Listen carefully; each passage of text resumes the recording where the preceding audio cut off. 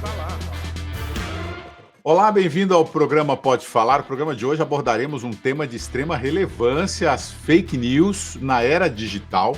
Recentemente, a Meta, empresa controladora do Facebook e do Instagram, anunciou o fim do seu programa de checagem de fatos nos Estados Unidos, substituindo por um sistema de notas da comunidade.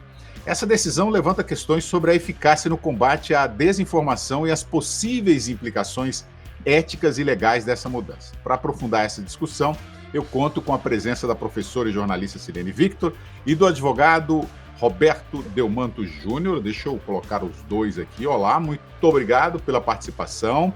E para você que nos acompanha, fique conosco uma conversa esclarecedora sobre os rumos da informação na internet e os desafios de equilibrar liberdade de expressão e combate à desinformação. Olá, Silene Victor, Roberto Delmanto Júnior. Só fazer o primeiro esquenta, né, dessa entrevista. O William Delmanto, muito bom revê-lo.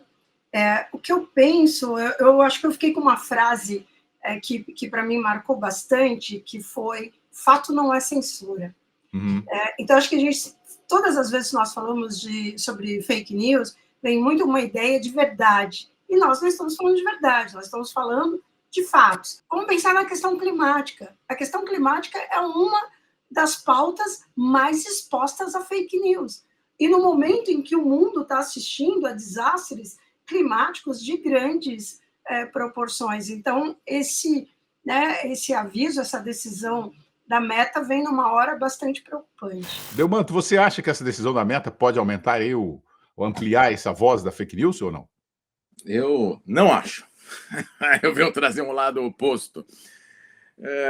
Eu entendo, William, que a sociedade, as pessoas, não são, por mais enviesadas que sejam, por mais que se tenha aí absolutismos conceituais de visão de vida, de compreensão de assuntos, eu entendo que a desinformação se combate com informação, jamais com qualquer tipo de censura e jamais com a instauração de um chamado Ministério da Verdade. É muito delicado você se apropriar de uma visão e dizer que essa tua colocação ela é a absoluta verdade, não admitindo questionamentos, não admitindo outras posições, outras visões. O que me chama a atenção é a questão sobre o aspecto de conceitos, sobre o aspecto de entendimentos, sobre aspectos de visão de mundo. E isto nós temos que ter a mais ampla liberdade para as pessoas se manifestarem, não é? É evidente que aquele que se transformou com essas redes sociais, a conversa de bar, em algo que pode ter uma repercussão gigantesca. É verdade. Uma pessoa falando uma bobagem pode realmente ter um alcance absurdo, mas, ao mesmo tempo, ao se atingir um número absurdo de pessoas, isso também será visto por um número tão absurdo quanto de críticos. Nós precisamos separar, e isso é a questão, e vamos abordar com calma aqui, né? O que é crime, o que é a utilização de interposta pessoa, ou seja, o cara não é ele que escreve, usa uma terceira, põe uma mentira deslavada para atingir a honra, mas isso nós entramos na esfera criminal, tá?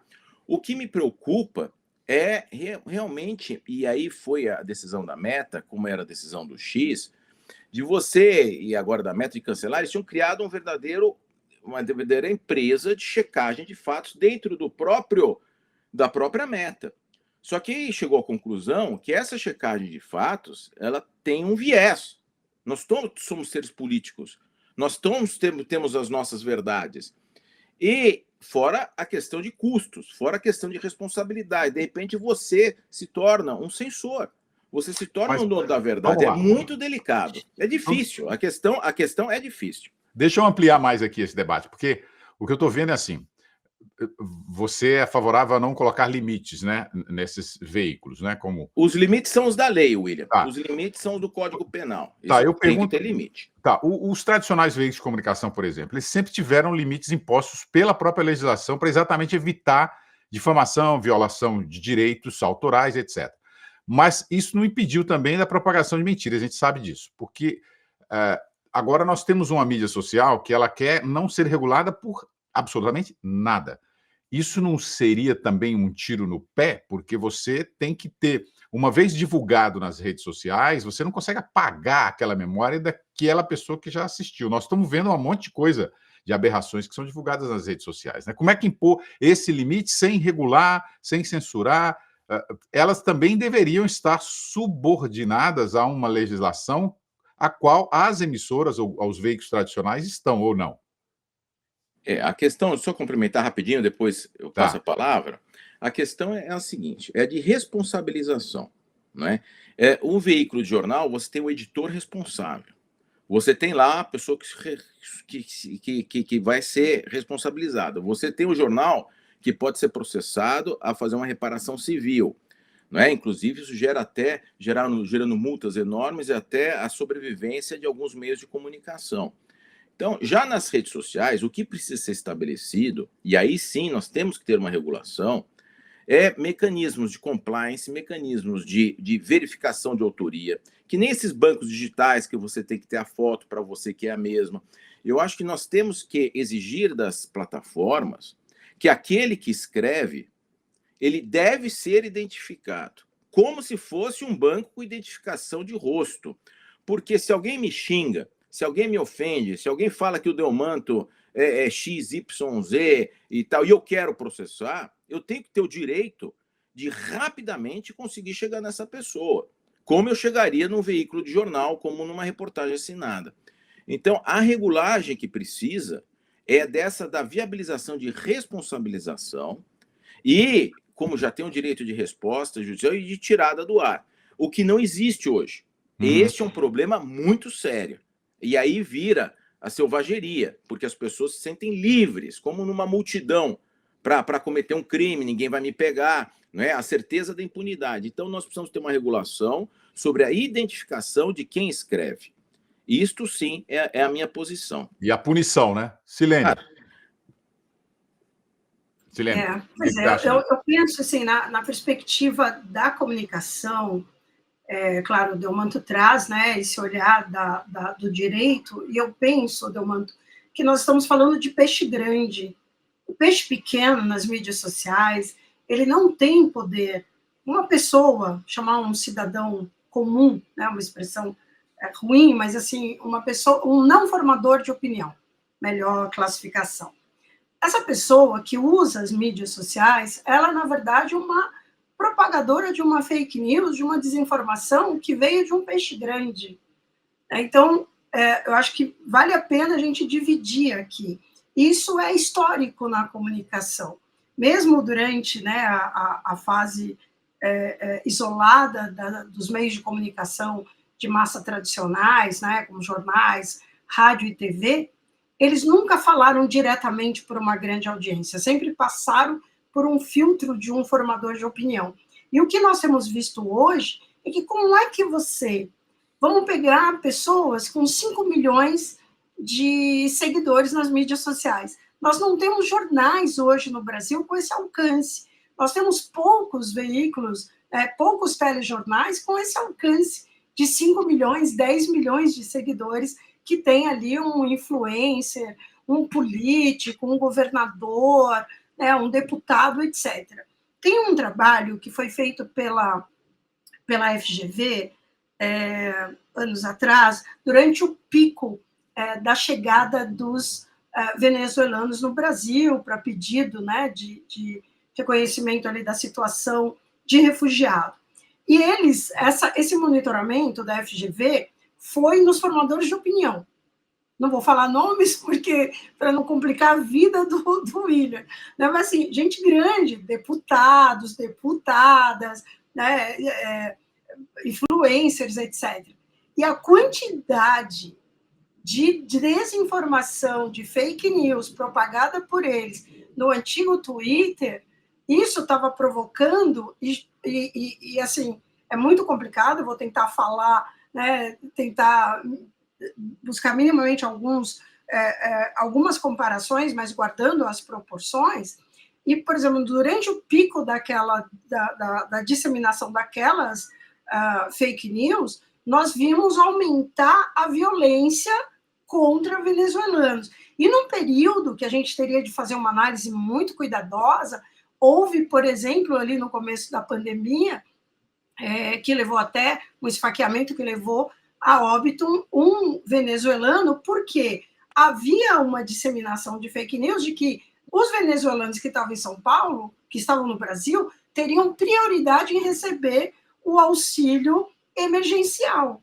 Então, assim, uma fake news, e nós precisamos nos lembrar do caso daquela dona de casa, a Eliane, se eu não me engano, lá no Guarujá, que foi linchada, né, foi morta da forma mais brutal e primitiva, né, vítima de um linchamento, porque a foto dela foi propagada no Facebook, associaram a imagem dela de uma bruxa, uma mulher que estava envolvida com bruxaria, e a lincharam ali dentro da comunidade. Esse caso, né, teve repercussão nacional e tudo mais, e nós temos... Isso são casos que, enfim, tem essa visibilidade. Então. Pois é, Delmanto. Aí, a Silene, ela tem essa preocupação do fake news, né? Você nunca se apaga, né, o fake news. Você nunca apaga o fake news. Como é que o ordenamento jurídico brasileiro define a responsabilidade dessas plataformas digitais hoje em relação ao conteúdo publicado por seus usuários? Então, não define, né? O crime de fake news existe somente no período eleitoral. Tá? No período eleitoral existe o crime de fake news, tá? Sem ofensa a ninguém, sem injúria, sem calúnia, sem difamação, sem incitação ao crime, sem discurso de ódio, sem racismo. O fake news, por si só, ele é um crime que existe durante o período eleitoral. Terminado o período eleitoral, não existe mais o crime de fake news, porque o legislador quis limitar o direito de expressão exclusivamente na parte de campanha eleitoral. Tá? Saindo de campanha eleitoral, é só injúria, calúnia, difamação, incitação ao crime, racismo, e aí por diante são os crimes do Código Penal. Agora, vamos lembrar um pouco, 1938, Estados Unidos, né? Estados Unidos, 1938, nós tivemos ali o Orson Welles ali anunciando na rádio CBS a invasão do mundo por extraterrestres. Ah, sim. Gerou pânico nos Estados Unidos. Então, uma fake news na rádio CBS, Orson Welles, 1938, gerou uma comoção nacional de que a Terra estava sendo invadida por ETs. Então, assim, esse negócio é antigo, gente. Né? É antigo. Agora restou potencializado que não precisa de uma rádio, né? O que começou lá com uma brincadeira, com a questão de aqui no Halloween, virou um pânico, né? Então, hoje nós temos as redes sociais, como muito bem foi lembrado, tem pessoas aí com 5 milhões de seguidores, tá? Mas essas são altamente preocupadas, tem que ser, porque senão vai cair o mundo delas. A verdade é que vem a responsabilização, vem o descrédito, né? Mas aí é que tá, né, Delmanto? O que ou quem define o que é fake news, ou o que é fake news? Como é que nós vamos fazer esse levantamento? Como é que nós vamos fazer esse remodelamento, né, de um possível processo de definição judicial em relação à liberdade de expressão, em relação ao que é fake news ou não? Essa que é a questão de fundo, né? Quem é o detentor da verdade, né? E aí, quando uma coisa é o falso, outra coisa é a chamada desinformação ou ainda a distorção de um fato verdadeiro dentro do seu contexto histórico, né? Então, assim, realmente muito difícil você ter uma autoridade, não é, para cravar o martelo, defender, olha, isso aqui é desinformação, isso aqui é falso. O falso e o verdadeiro em si, se provar ali de forma acima de qualquer suspeita, acima de qualquer dúvida, acima de qualquer, né, com a perícia, com o evento, porque hoje a gente pode duvidar de tudo. Os vídeos com a inteligência artificial, as vozes, as imagens, é muito difícil. Daí a minha grande preocupação, né, lá no TSE, no Tribunal Superior Eleitoral, durante a campanha eleitoral, se criou, né, ali um gabinete para procurar as desinformações, né? Agora, quem que está por trás disso é um ser humano.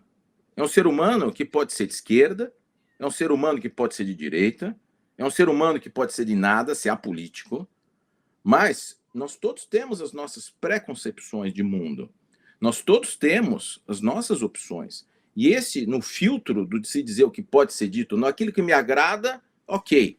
Aquilo que não agrada as minhas convicções, isso é fake news, isso é desinformação. Nós temos nítida a presença de um viés. Não é? Quando em determinado sentido, se tolera mais, passa, e quando é em sentido contrário, daquele que está no poder, sobretudo, aí o rigor é mais do que evidenciado e exagerado, inclusive. Então vamos lá, botar nós três aqui de uma matéria. Isso aqui é fake news, é desinformação. Eu posso falar, não acho que é. É um direito da pessoa entender de forma diversa. Não, mas é claro que está errado. Não, está errado na tua concepção. Na minha, né? Eu não sou terraplanista e acredito nas mudanças climáticas.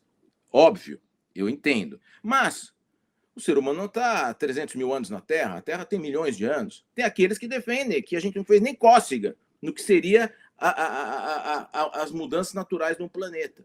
Ou que foram as construções lá no Rio Grande do Sul, em lugares de risco, que acabaram gerando essa possibilidade. Então, assim, eu sou contra. Eu entendo que são as mudanças climáticas, não sou aqui, é óbvio, mas eu defendo o direito daqueles de falarem para nós o que é bobagem, porque o que a gente está falando para eles é bobagem. A gente fala, não, mas tem a tese de Harvard, tem a tese da UCLA, tem a tese da União Europeia. Tudo bem, tem as teses, mas eu não acredito na sua tese. Eu posso discordar? Posso discordar? Então, assim, mas a discordância dele atingiu 10 milhões de pessoas, atrapalhou, mas incomodou. Eu acho que desinformação se combate com informação. Então, assim, é muito difícil, nós temos que conviver com a desinformação, Claro que eu vou ficar louco da vida. Se fizer uma desinformação na minha pessoa, eu vou ficar louco da vida, eu vou querer processar, vou querer pedir explicações. Então, assim, nós precisamos de uma regulação das redes no sentido de identificação das pessoas, de garantia de retirada de conteúdo do ar, só que assim, com decisão judicial. Mas demora, tem que ter acesso à justiça.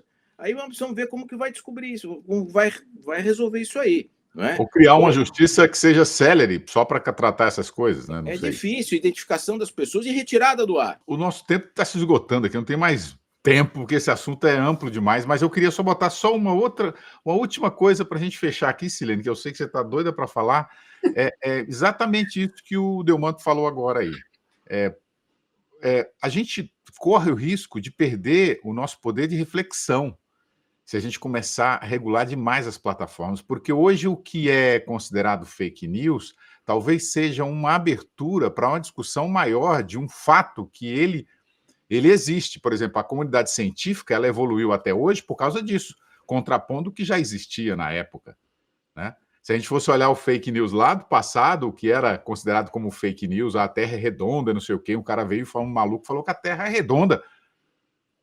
O que é isso? Você está louco? Isso é contra qualquer imaginação, e ele naquela época foi massacrado. Então, é isso que você está querendo dizer, né, Delmanta? E aí, Silene, como é que a gente fica nessa questão? Como saber separar o joio do trigo aí? Pois é. Eu entendo, aí assim, estava quietinho aqui ouvindo o Delmanto, mas agitado ao mesmo tempo, Delmanto. As provocações. Sim, mas assim, muito bem-vinda, né? É isso, o diálogo, ele é uma condição primária para que a gente consiga discutir esses temas, que são temas de interesse da sociedade, e não é só Brasil. Né? Eu tenho viajado muito, tenho visto essa preocupação no mundo inteiro, e que bom que o William traz aqui esse espaço. Eu acho que tem algumas questões que nós precisamos separar. Primeiro, a gente tem evitado a palavra verdade, porque verdade, eu gosto de uma fala do professor Carlos Eduardo Luiz da Silva, da USP, foi editor, né, em jornais, Folha, por muitos anos. Ele diz algo interessante, né? Verdade é um conceito filosófico, então nós não estamos falando de verdade. Eu assistia a TV fechada esses dias aqui, acompanhando o anúncio, né, do possível ali, o acordo do cessar-fogo, né, em Gaza. E aí eu ficava agitada e, meu Deus, não é possível que ele está falando isso, discordando, aqui sozinha, discordando da fala dos comentaristas, Porque eu conheço um pouco aquela realidade de estar no Oriente Médio, inclusive pelo Jornal da Cultura e tal. Então, eu dizia, não procede isso que ele está dizendo, mas ele não estava dizendo uma mentira. É diferente. Ele estava trazendo um recorte ideológico. Uhum. Então, ideologia, pluralidade ideológica é mais do que bem-vinda. Porque senão nós vamos viver num mundo de bolhas. Então não é isso. Então, verdade, a gente tira. Vamos falar de fatos. Então, eles estavam, de fato, trazendo um debate sobre os fatos em Gaza, mas numa abordagem enviesada para um lado de Israel.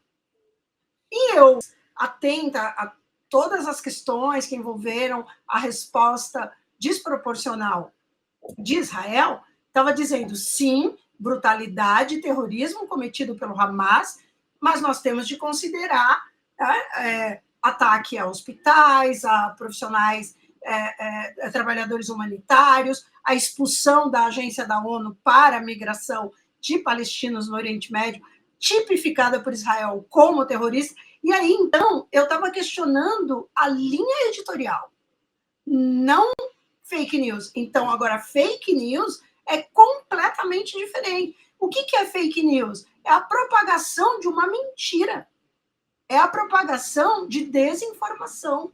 E isso precisa ser combatido na sua base cotidiana. Então, e aí eu penso que eu volto na frase, né, do começo, não me lembro agora qual foi a entidade que usou essa frase, eu volto com a frase do início da minha fala. Fato não é censura. Fato não é censura. Ele pode ser, por exemplo, a TV Globo cobre um fato, o Jornal da Cultura, o mesmo fato, a Folha, o Estado, e a matéria vai sair diferente, porque esses veículos têm linha editorial, mas o que eles não vão fazer, exatamente pelo que o William trouxe no começo da fala, né? Existe uma preocupação, existe uma responsabilidade do jornalista, do veículo, do editor, né? Então, esse cuidado que nós temos de tomar. Eu queria só mencionar, William, rapidinho, que nós cochilamos nessa decisão da meta. Em 2021, quando a Frances Haugen, né, eu trabalho isso com meus alunos na pós no FGV Law, o caso da Frances Haugen, né, que apareceu ali apenas, né, sem o nome, sem identificação, que era a informante dos jornais nos Estados Unidos, sobre o que eles já viam, o departamento dela de segurança, né, da engenharia de segurança, já havia alertado a Meta, que o discurso de ódio estava mantendo as pessoas mais tempo nas mídias sociais. E, obviamente, isso, a Meta monetizando com isso. E depois ela denuncia também a questão do algoritmo que provoca danos a mulheres, a meninas em todo o mundo, que é o algoritmo de um padrão do estético, etc. Essa denúncia da Frances Haugen levou o Zuckerberg levou o CEO da Meta para o Senado americano, foi prestar ali esclarecimento, e nós deixamos esses 2 anos, 3 anos, né, dessa denúncia, e agora vem essa bomba para a gente. Então, acho que vamos ter de discutir, né, localmente cada questão. Infelizmente, eu tinha que fazer um programa 2 para falar sobre esse tema, que nosso tempo já acabou. Deu uma desculpa, não vai dar mais tempo para a gente falar mais nada. Eu só ia falar da taxação do Pix. Da taxação. Pois é, isso foi uma polêmica incrível, né?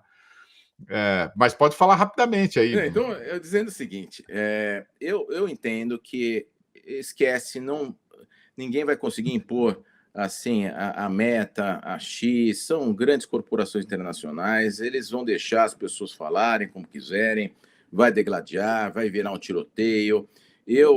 Na pior das hipóteses, são retirados do país, como já caiu o X, capaz de cair o WhatsApp, capaz de cair o Instagram. Cai, não vai ter, não é? Essa é a questão. Eu acho que nós vamos chegar nesse ponto, não vamos ter Instagram no Brasil, não vamos ter Meta. Excesso de judicialização. O governo que vai ter que criar o dele. Na China tem o WeChat. Entendi.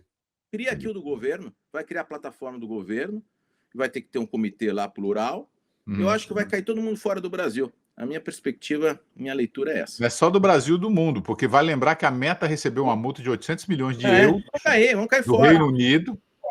William, eu acho que vale a pena, desculpa, eu acho que vale a pena uma parte 2 com outras pessoas também.